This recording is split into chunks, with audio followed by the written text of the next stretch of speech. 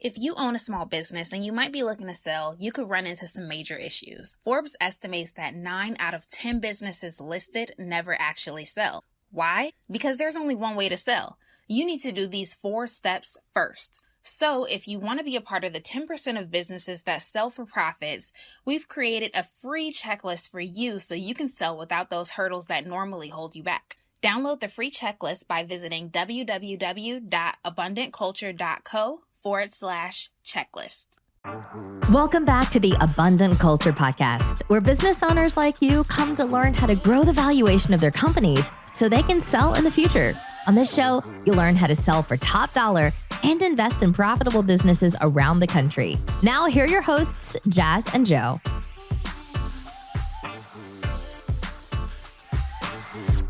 Hey, today we want to talk all about the importance of business systems because we know that it is so important and not a lot of people know the significance of having like business systems in place. Even for the people that are just solopreneurs, you still need a system, and we'll go deeper into what we mean by systems, like examples and stuff like that later throughout the show. Yeah, so the reason we wanted to talk about this today is because, as you all know, we just got done rebranding our podcast to specifically focus on helping people either sell their companies or invest in other small businesses. And I think systems is one of the most important aspects of either one of those things, whether you want to be a investor or whether you want to just sell your company. If you're one of those people who, have a company that you may want to sell, it's really, really important that you have your systems in place. And I think really, I like to take kind of a top-down approach when it comes to building out those systems. And really, it's just as simple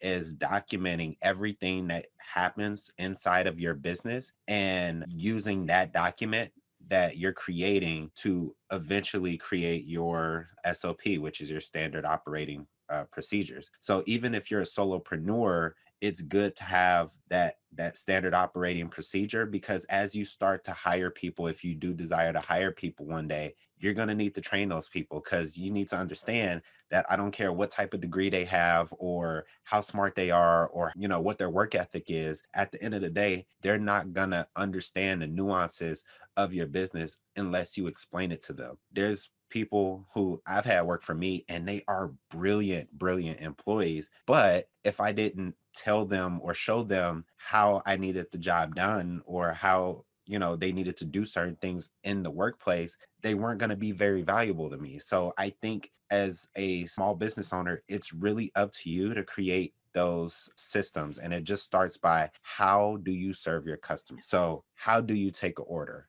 How do you greet people? If there's a complaint, how do you handle that complaint? What avenues do you handle complaints on? Do you get Google reviews and Yelp? If so, how do you log into Yelp? How do you log into your Google reviews in order to reply? It's such a detailed thing. And I think that's why SOPs are like these huge documents that are dozens of pages long. They can be very long. Yeah. Very, very long. Yeah. Like, how long is ours? I'm looking it up right now. I think ours was maybe about 20 pages. Yeah, so ours is 20 which pages. is like honestly on the short side. Yeah. Because after I got done with our SOP, we have one for our podcast and we have one for the coffee shops, and we're talking about the coffee shop one that's like 20 pages long. After I got done and we had the employee meeting, and as I'm reading them the edits and everything that they need to know, I'm like, dang, I should have put this in there too. I forgot about that. So it probably could have been at least 5 pages longer. Yeah, you can probably see some SOPs that are probably 100 or more pages long. So ours is pretty short, and that's because we're still somewhat new to business. We haven't, experienced everything that there is to experience in business. So ours are a little bit on the short side, but we update ours probably at least on a quarterly basis, because we're always coming up with new things, new systems that we didn't necessarily spell out in the older SOP. So you want to jot down everything that you do in your business, put it together in a document, and understand that this is a living, breathing document in a way. And I say that to say that at the end of the day, it's never going to be truly finished and it's never going to be truly perfect. So you got to make sure that you revisit it from time to time to make sure that you tweak things and update things as they need to be updated, because your business is also a living, breathing thing. So it's going to change. And as your business change, the SOPs and the systems that go along with it need to also change as well. So, and it's truly important, because at the end of the day, like I said, this podcast is all about selling your business, increasing the value of your business, investing in businesses and things of that nature. If you don't have systems in place to where you can take a week off from your business and still bring sales into the door, you don't necessarily have a business. You're an entrepreneur. That doesn't stop you from being an entrepreneur or a solopreneur or whatever the case may be. But it's like a glorified job, because the way I define businesses are things, they're entities that exist outside of the person who owns the entity, if that makes sense. If Bill Gates died today, the owner of Microsoft, if he died today, Microsoft would still be a huge multi-billion-dollar company. Microsoft doesn't need Bill Gates in order to continue to operate and exist. Now, you can argue that him being around is a lot better than him not being around, because we can see a lot of times when, I mean, we saw that with Apple. yeah, with Apple's honestly, I think Apple's still a great company, but Apple hasn't been the same since Steve Jobs has been gone. I'm sorry. And it's funny because I didn't start actually using Apple products until, Like this year. yeah, Well, last year. until very recently. But even when I look at the innovation that happens at Apple today and I compare it to what was happening back then, I'm like, oh, it's definitely not the same company. So not to say that you're not going to have an impact on your company, because you definitely are. But what I'm saying is that just like, Apple with Steve Jobs, your company needs to be able to survive without you for a decent amount of time. And, all the businesses that I'm running, I want them, probably with the exception of the podcast, because the podcast is kind of us, we might be able to systematize that to where we don't need to be on here either. But I don't think that's, in the plans anytime do soon. optimize podcasts sell. And we actually have a good friend who sold his podcast. So maybe we can get him on. Yeah, absolutely. That'll be a good episode as well. But really just make sure that you have systems in place in your business, so that if you're going for a couple weeks or a couple months, or if you die,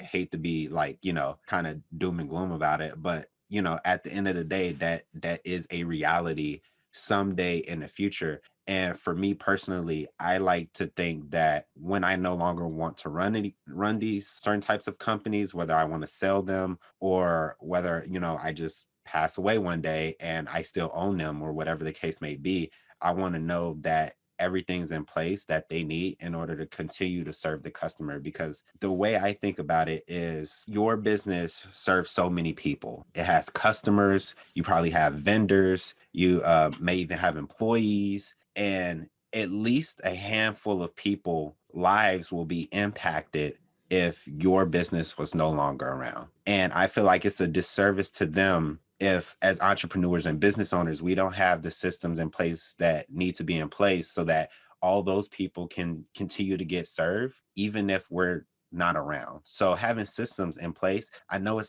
kind of sounds like a lot of work, and sometimes it kind of is, but it's something that's necessary. It's a lot of work up front. Yeah. Because once you have the system in place, it runs like, I'm sure you've heard this before, the well-oiled machine, but that is literally it. Once you build the factory and you put the equipment in, then it's gonna run. Yeah, absolutely. And I feel like it's a disservice to your customers, to your vendors, to your partners, to anybody that your business works with, if you don't have those systems in place and something happens to you, or you just have to go out of town for whatever case and everything stops because you're not around. So that's the importance of systems. And also, if you don't have those systems in place, it is borderline impossible to really sell your business, because most businesses sell for kind of a valuation of two things. You value the assets, which even if you're a solopreneur, you might have assets, but people also value the cash flow. And the thing about it is, if you're the only person that's doing things in your business, then the cash flow is dependent upon you being there. that means that the cash flow probably stops when you're no longer there. So it becomes really, really hard to sell your company if you're a solopreneur.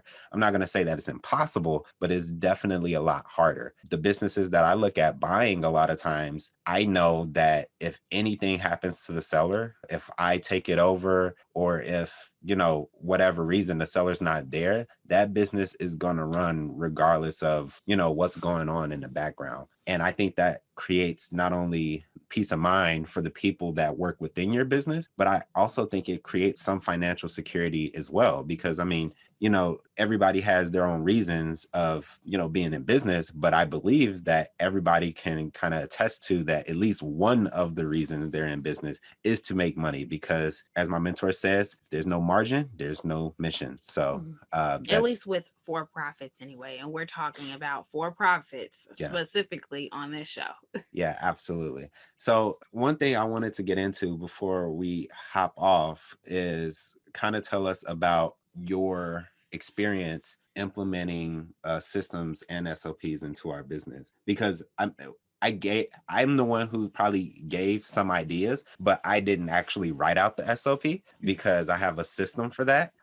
So tell us about that process and a system of writing the SOP and some of the things that you might have included in there. If you don't diversify your investment portfolio, you could end up losing it all. But most business owners don't know how to diversify to mitigate those risks. That's why we created this resource for you. This passive investing guide is a must-have if you're planning to invest in businesses. Don't hesitate. If you have more than 25 grand liquid, then you can't afford not to take advantage of this resource.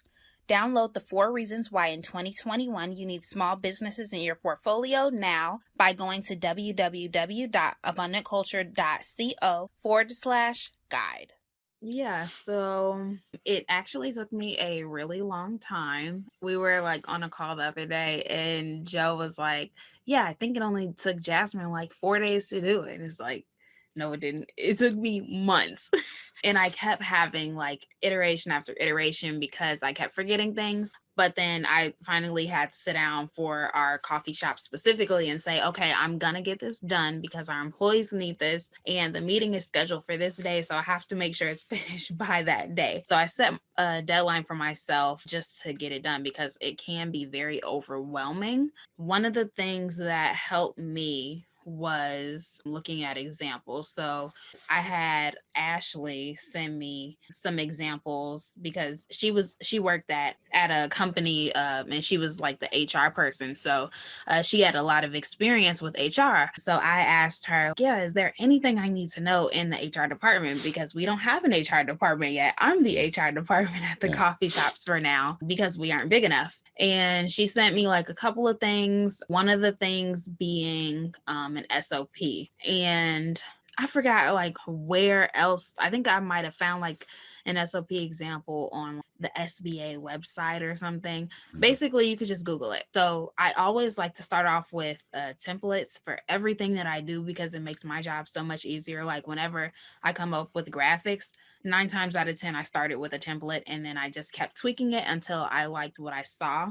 And then I had to figure out what exactly I needed to put in the SOP. So I was kind of thinking about like, okay, for example, let's say we hire someone, a barista at the coffee shop. They come into work on the first day. What do they do? So our SOP acts kind of like as a training manual too. I didn't put our recipes in here because that would have been a couple more pages. So I just put basically like where they can find the recipes, but you're more than likely to put that in there as well if you have like a food or restaurant business or however it relates to you. But some of the things that came up when I was writing the SOP was, for example, we believed that it was a drug problem at the coffee shop.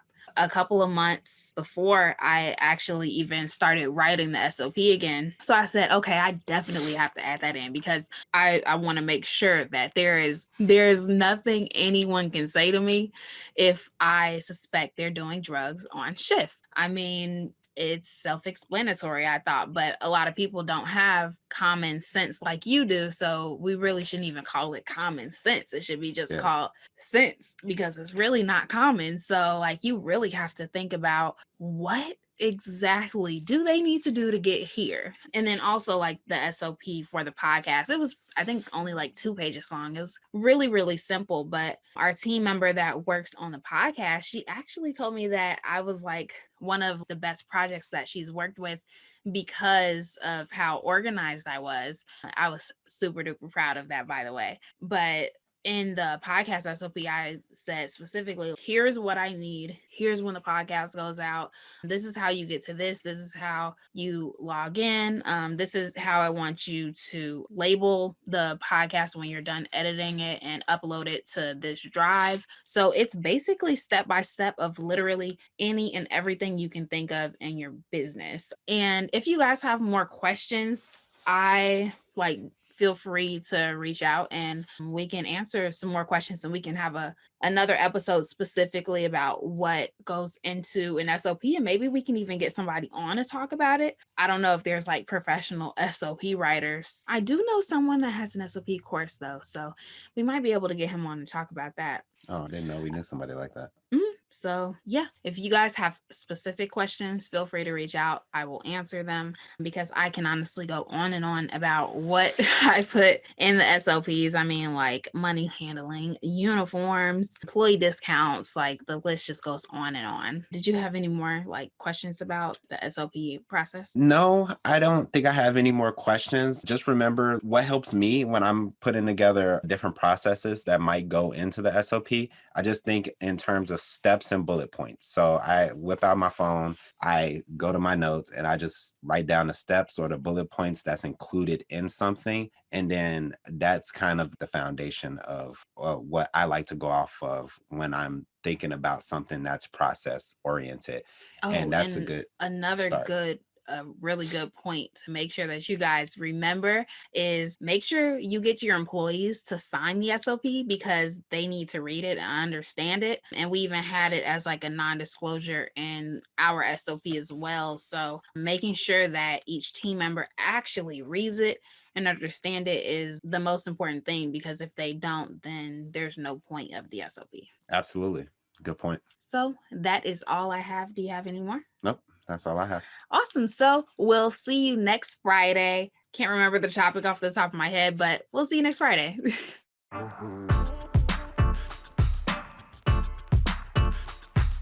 Thank you for listening to the Abundant Culture Podcast with Jas and Jo. If you enjoyed this episode, make sure you subscribe, then leave an honest rating and review.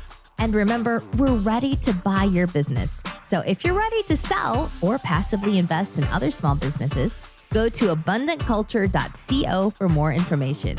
We publish episodes every Friday, so we'll see you next week.